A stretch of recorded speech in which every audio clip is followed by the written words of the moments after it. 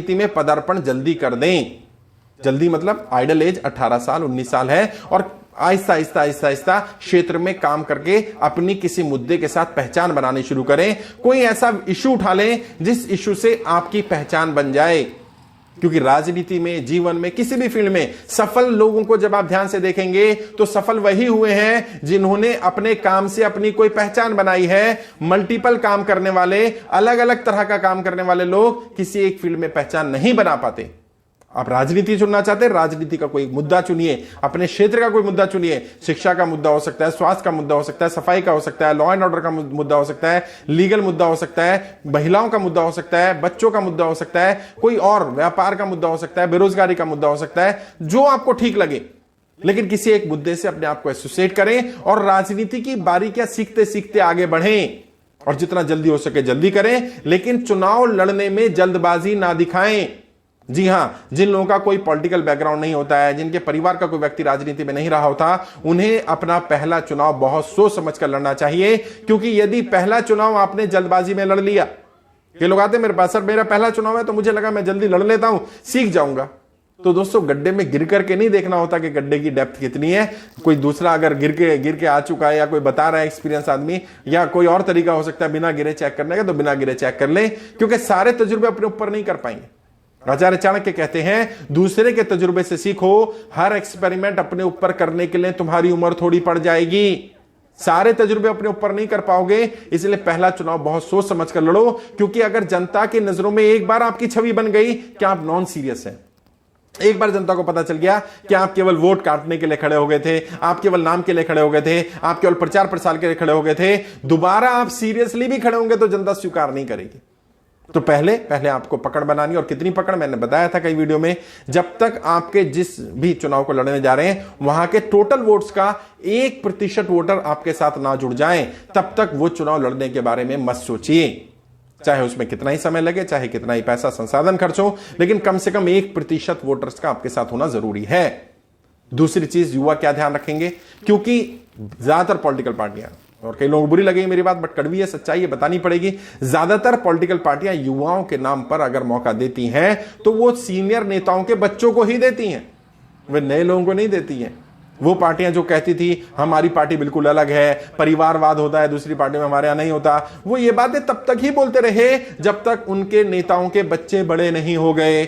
जब उनके नेताओं के बच्चे बड़े हो गए तो उन्होंने भी परिवारवाद बोलना बंद कर दिया, क्योंकि अब उनकी अगली जनरेशन आ गई है, वो नेता पुराने जा चुके हैं या जा रहे हैं, नई पीढ़ी को मौका देना है, तो अब कैसे परिवारवाद बोलें? क्योंकि अगर अब परिवारवाद बोलेंगे तो अपनी पार्टी बंद करनी पड़ेगी, अपनी पार्टी के ऊपर बात आ जाएगी। क्योंकि एक्चुअली वो पॉलिटिकल पार्टियां नहीं चला रहे हैं, वो नेता प्राइवेट लिमिटेड कंपनियां चला रहे हैं, एक के बाद एक वही आता रहेगा, नया आएगा बोलेगा, फिर नया वो थोड़ा पुराना हो जाएगा, फिर वो परिवारवाद को भूल जाएगा। तो आपने क्या करना है इसमें? युवा क्या करे? युवा अपनी पहचान मुद्दे के साथ बनाने के साथ साथ पार्टी और संगठन में एंट्री करने से पहले सभी पार्टी और संगठन के नेताओं से बातचीत शुरू करे, विचारधारा के आधार पर, अपने जनाधार के आधार पर, अपनी पहचान के आधार पर, और बार्गेन करे पूरी तरह से। क्योंकि जब आपके पास 1% वोट है तो भले ही 1% वोट ज्यादा फर्क ना पड़ता हो, लेकिन चुनाव में बहुत फर्क पड़ता है। क्योंकि जहां 10-10, 20-20, 50-50, 100-100 वोट से हार जीत हो रही हो, वहां विधानसभा लोकसभा में 1% वोट आपके पास हो तो आपकी कदर करी जाएगी।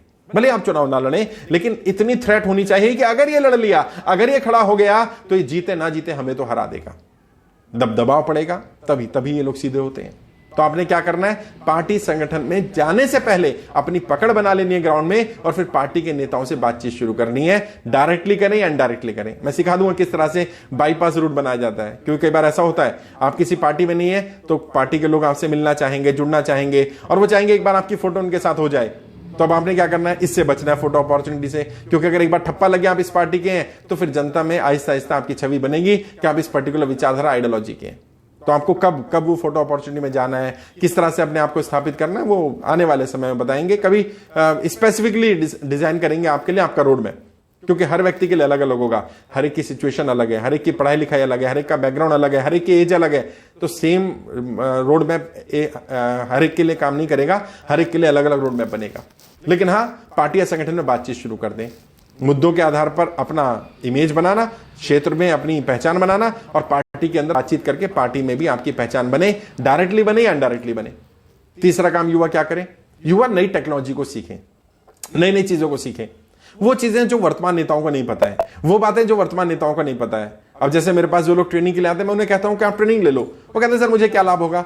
मैंने कहा मुझे नहीं पता क्या लाभ होगा, लेकिन एक लाभ जरूर हो जाएगा कि जो वर्तमान नेता वहां बैठे हुए हैं, आप उनसे ऊपर आ जाएंगे, क्योंकि उन्हें ट्रेनिंग नहीं ली हुई है। उनमें से ज्यादातर लोगों ने ट्रेनिंग नहीं ली है और आप ट्रेनिंग ले रहे होंगे।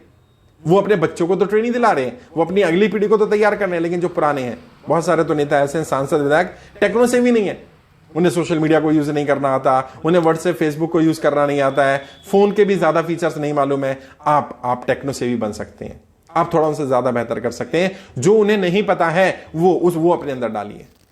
एक और चीज, अपनी एक्सटर्नल अपीयरेंस के साथ साथ अपनी इंटरनल क्वालिटीज को डेवलप करने पर फोकस करिए। बाहर का तो ठीक है, आपका ड्रेस सेंस होगा, जो भी आप डेवलप करना चाहेंगे अपने क्षेत्र के हिसाब से, वेशभूषा के हिसाब से, अपनी पहचान के हिसाब से, लेकिन इंटरनल क्वालिटीज को डेवलप करिए। खासकर से कम्युनिकेशन स्किल को डेवलप करिए। Verbal communication, non verbal communication, दोनों में अंतर को जानने की कोशिश करिए। वर्बल कम्युनिकेशन को भी डेवलप करिए, नॉन वर्बल कम्युनिकेशन को डेवलप करिए। अपनी नॉलेज को ज्यादा बढ़ाइए।